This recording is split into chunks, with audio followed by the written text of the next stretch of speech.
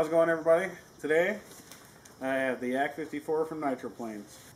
Everything so far that I've seen looks really nicely packed. I'll give you another look at the box here. Everything was taped into place. You got the rudder, the elevator, and the covering all looks beautiful. I mean, I'm really happy with everything as far as that goes. There's no wrinkles. We got the wings next. Wings seem nice and strong, well constructed. Nice huge ailerons for good 3D. I heard a lot on the forums saying that this is one of the better flying Yak 54s in this size bracket, so we'll put that to the test for sure. Again, this looks really good as far as covering. Both wings, as far as I can tell, no wrinkles. Obviously, you're probably going to have to glue the hinges. That's a normal on the ARFs. Then you see this piece. It actually pops right out. That was actually glued into place. I freed it up to make it easier for me. But you look in here, the cowl. This is all packed in well. I really like it when the planes are packed well, because if they're not, you know, your plane's going to come to you broken. Nobody wants a broken airplane when they get it and they're waiting for it for a week.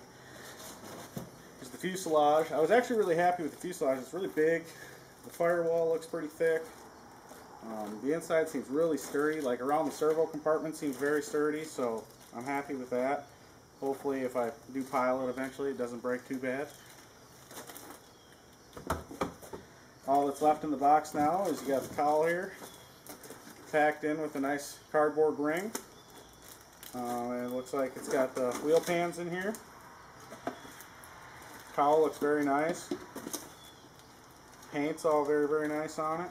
I'm actually very happy with this plane so far. I'm really glad I went with Nitro planes. For those of you wondering, no, Nitro planes did not send me this plane for free. But feel free, Nitro planes. The only thing that's left is the gas tank. It looks like all our control horns and the landing gear and the wing bolt there. It is all well secured in there, so that's not going to rattle around and hurt your plane. As far as I can tell, I haven't seen any kind of maker's mark on this for as far as like a company that builds these planes for Nitro planes, so hopefully maybe we'll find something along the lines.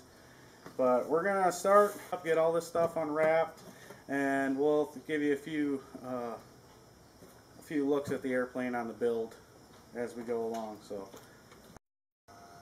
alright, I got everything unwrapped. Everything does look pretty good. There's a few spots that might need the heat gun, so keep that in mind if you're going to get this ARP. Here's all the parts. The only thing I haven't liked so far is these dinky little wheels. I'm definitely going to replace the wheels, so if you don't have extra wheels sitting around, make sure you get yourself some wheels. Here's all the stuff I'm going to be putting in it.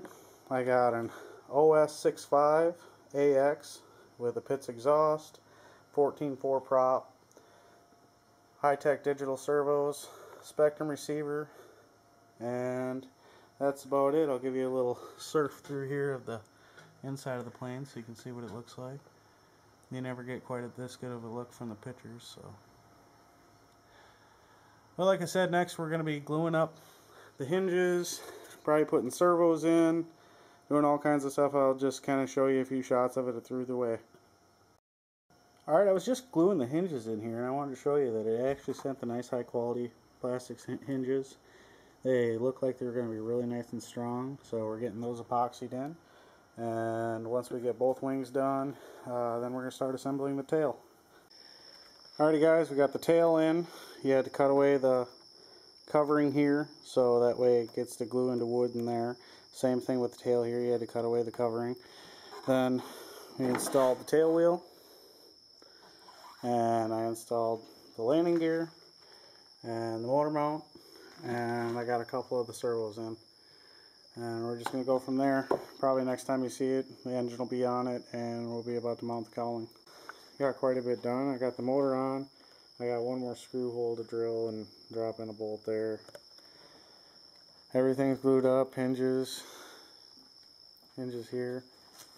Now the cool thing about this ARF is it actually comes with a pull system for the elevator and the rudder. So you can see that one of those servo plates is lower than the other, so that way the wires don't get tangled. And we got the one control horn set up here. See, one of the modifications you got to make is you got to go through here and cut that out and put this little rod in between to hold it. You got to be careful on how you mount that rod, or you can get a little bit of rub. I got a little spot I got to take out of mine there. But overall, I'm really happy with how this plane's been turning out. I got my receiver in there, but I haven't done much with it yet. I still got to put in a switch and lots of stuff like that. But alright, the plane originally comes with a pull-pull system. I 86'd that right away and went with the rods because I feel the rods are more stable. Also, I had problems with when I had it hooked up, the wires from this pull-pull were getting into the connections for this. So, I don't know, maybe the pull-pull just for the elevator, or hook the pull-pull on the rudder back here. But I really wasn't happy with it, so I just switched that out for rods. And the nice thing about this ARF, if you look down in there, there's actually a spot for a rod to go through, so that was kind of nice for the elevator anyways. Then you'll see I got my receiver box and my battery mounted in the bottom. I just have a piece of balsa holding that down with a zip tie around it.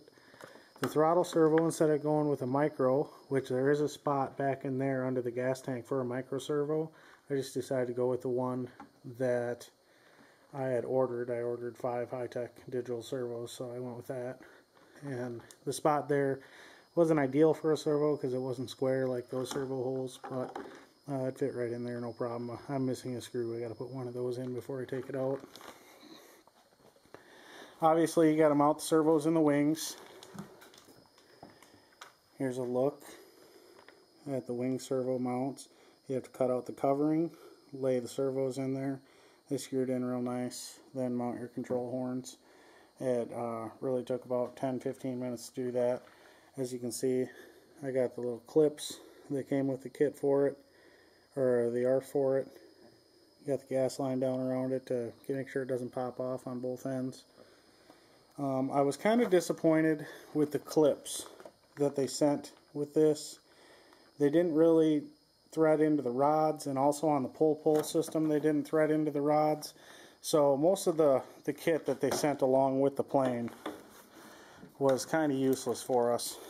As far as the rest of the plane goes, the engine seemed to mount up nice for me. I went with that OS 65. I got a 14.4 prop on it. I had to take a die grinder and cut out a square for my engine. As you can see, it wasn't perfect, but I'm happy with that. I can get to my glow plug. And also I had to cut out a groove on the bottom so the pit's exhaust went in. And other than that, I mean, it was a pretty simple ARF. I really wasn't happy with the wheels that they sent, so I went with a bigger set of wheels and rods, a more heavy-duty set for this. The landing gear setup's not made for real hard landings, so hope you have a good running engine if you end up getting this ARF. But overall, for the money, it was $89 for this ARF.